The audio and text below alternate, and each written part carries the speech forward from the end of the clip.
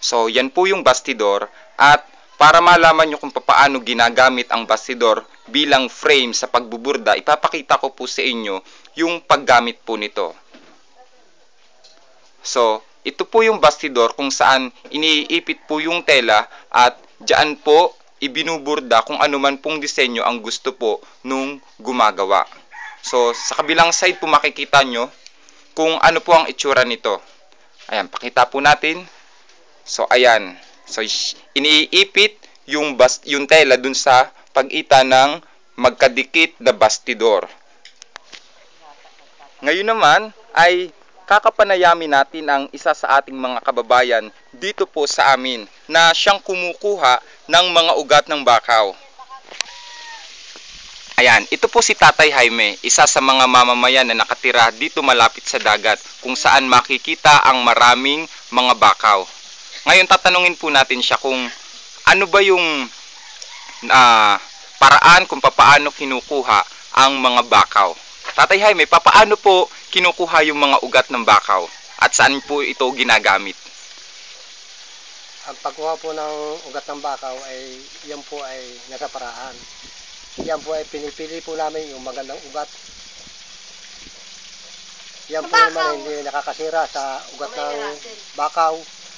Yan po ay nakakatulong sa mga bakawan.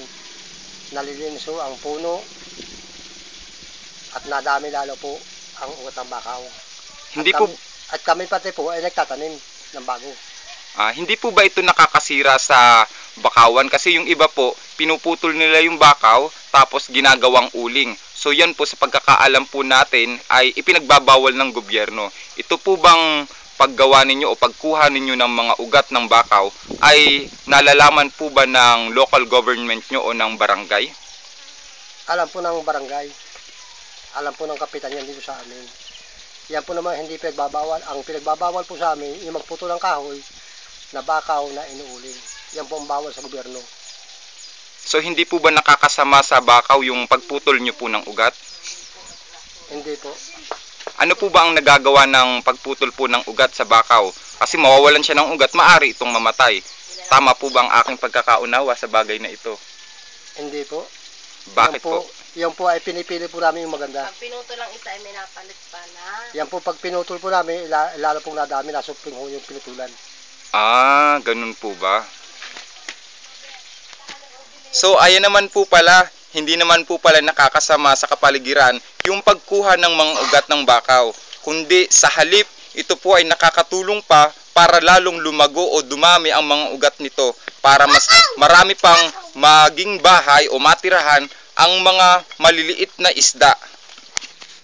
Ayan po ang ating mga nakita at nasaksihan.